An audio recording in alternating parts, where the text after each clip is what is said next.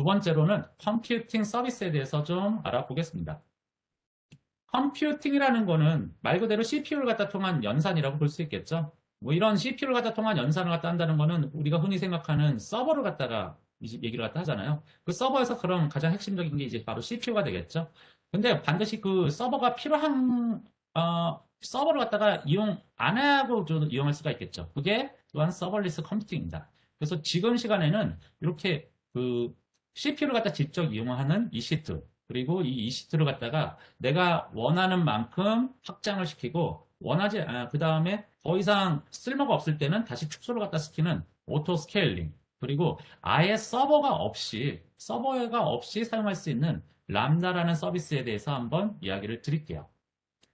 먼저 EC2 같은 경우는 앞에서 이야기 드린 것처럼 뭐 서버에 좀 매핑이 되는 개념입니다. 다만 서버는 우리가 물리적으로 보는 일종의 컴퓨터잖아요. 하드웨어적인 컴퓨터인데 저희는 온라인, 인터넷상에서 이제 저희가 이런 컴퓨팅 서비스를 갖다 제공하죠. 따라서 EC2도 물론 이 EC2가 제공이 되는 서버는 저희의 데이터 센터에 위치하지만은 고객이 쓸 때는 일종의 가상 머신으로 써요. 버추얼 머신으로 쓰게 되는 겁니다. 그리고 이 버추얼 머신은 필요하신 만큼 만들어서 사용할 수가 있고요. 원하시는 다양한 형태로 또한 만들어 가지고 사용하는 것도 가능합니다. 그리고 필요 없을 때는 그냥 바로 터미네이션 시켰다가 나중에 또 필요할 때 또 재구성해 가지고 쓰는 것도 가능하겠죠. 이런 버추얼 머신을 운영하기 위해서는 이 버추얼 머신에서 CPU나 메모리 디스크 등을 갖다 제어하는 OS, 운영체제가 필요합니다. 지금 현재 아마존에서 사용이 가능한 운영체제는 리눅스 계열, 그리고 윈도우즈를 갖다가 이용하실 수가 있어요. 뭐 아마 유닉스도 아시는 분들이 있을 텐데요. 유닉스 같은 경우는 X86 아키텍처라던가 ARM 프로세서를 아직은 지원하지 않기 때문에 저희 AWS 환경에서는 사용이 안 됩니다. 여러분의 애플리케이션은 되게 다양한 종류가 있겠죠. 어떤 거는 뭐 데이터 분석하는 것도 있고 머신러닝을 갖다 쓰는 것도 있고 오늘 이제 저희 여기 참여하신 분들은 대부분 이제 게임 개발을 갖다 원하시잖아요. 게임 개발 같은 게임을 갖다 돌린다는 것도 상당히 많은 CPU를 갖다가 잡아먹어요.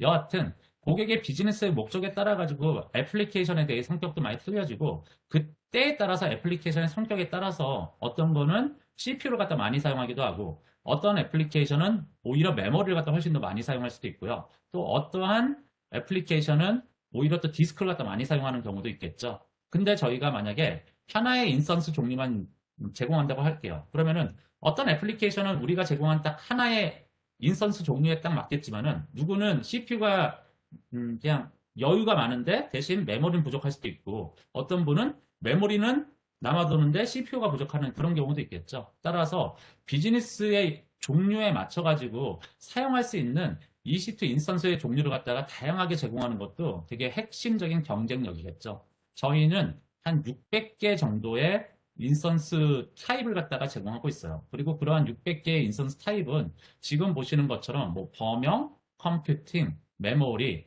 순간 성능 확장, 뭐 그다음에 GPU를 갖다 이용하는 타입, 그다음에 높은 IO를 갖다 처리하는 타입, 고밀도 스토리지를 갖다 제공하는 타입 등으로 우리가 분류를 갖다 해가지고 구분할 수가 있습니다.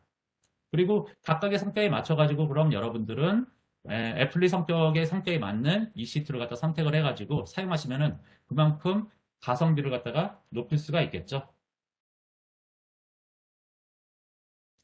저희 EC2가 아까 600가지 종류가 된다 했잖아요. 그럼 이 EC2를 갖다가 이용하실 때 뭔가 좀 더 구분을 갖다 할 수 있는 네이밍들이 필요하겠죠. 저희는 보통 이렇게 M5.RAG라는 이름으로 이제 쓰는데요. 앞에 있는 M은 인스턴스 패밀리를 갖다 뜻합니다. 그리고 앞에서 봤을 때 뭐 범용, 컴퓨팅, 메모리 이런 카테고리를 갖다 얘기했죠. 그런 카테고리를 갖다 뜻하는 게 저 앞에 있는 M자를 갖다 뜻하는 거예요.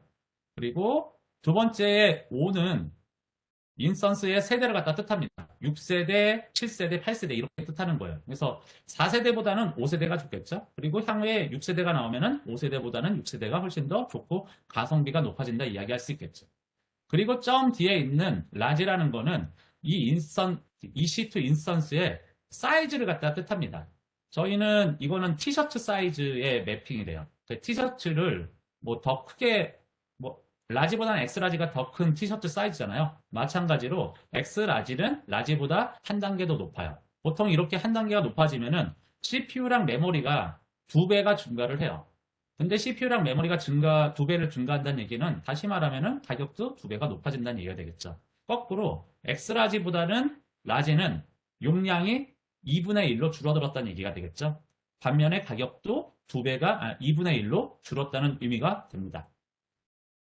이 시트를 갖다 선택을 할 때는 어떠한 카테고리를 갖다 사용할지, 그리고 나의 애플리케이션에서 좀 더 원하는 성능이 뭐가 있는지, 그리고 내가 추가적으로 붙이고 싶은 옵션이 뭐가 있는지.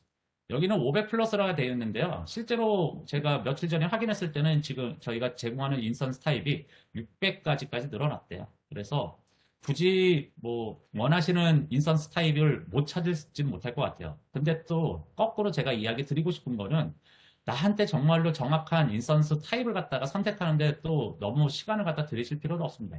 일단 한번 써보세요. 저희는 이야기한 것처럼 써보다가 마음에 안 들면은 그냥 지워버리고 그냥 새로운 EC2 인스턴스 타입으로 그냥 갈아타셔도 상관이 없어요. 그 시간 동안만 사용했던 비용만 내시면 되는 거니까요. 그래서 사용하다가 이게 아닌가 봐 하면은 지우고 또 다른 타입을 갖다 선택해서 최적의 인스턴스 타입을 갖다가 이렇게 좀 테스트를 갖다 하면서 이제 선택을 하시는 게 오히려 더 시간을 줄일 수가 있겠죠.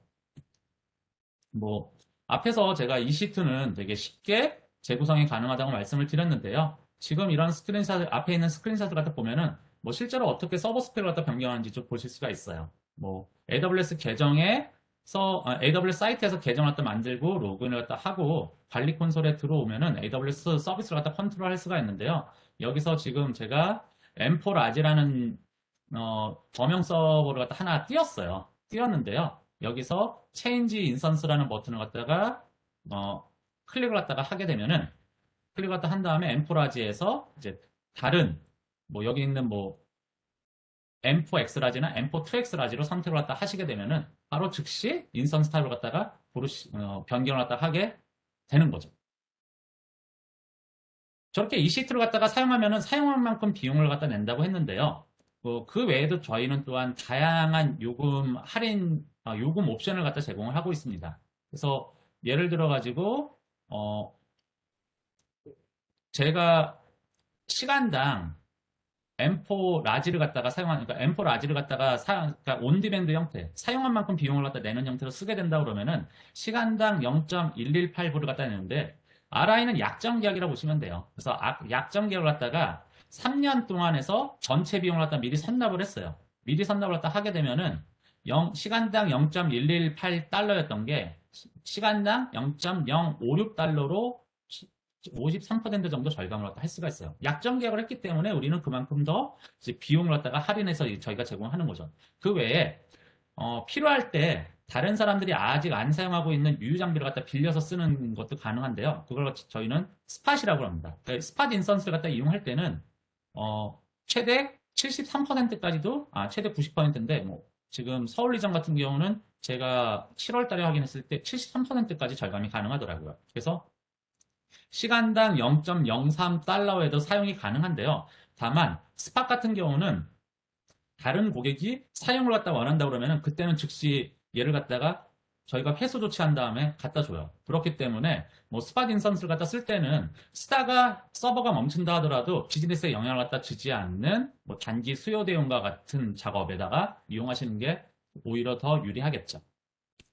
EC2를 갖다가 AWS EC2를 갖다 많이 이용하는 이유가 이 서버에 대한 자동 확장, 축소 기능 때문에 그래요. 뭐 지금 보시는 이거는 어떤 특정 이커머스 회사의 11월 트래픽인데요. 얘가 지금 보시는 것처럼 뭔가 신규 제품을 갖다 런칭을 할 때 갑자기 이렇게 트래픽이 막 증가를 갖다 합니다. 근데 이 회사가 갖고 있는 서버의 최대 용량은 이만큼이에요.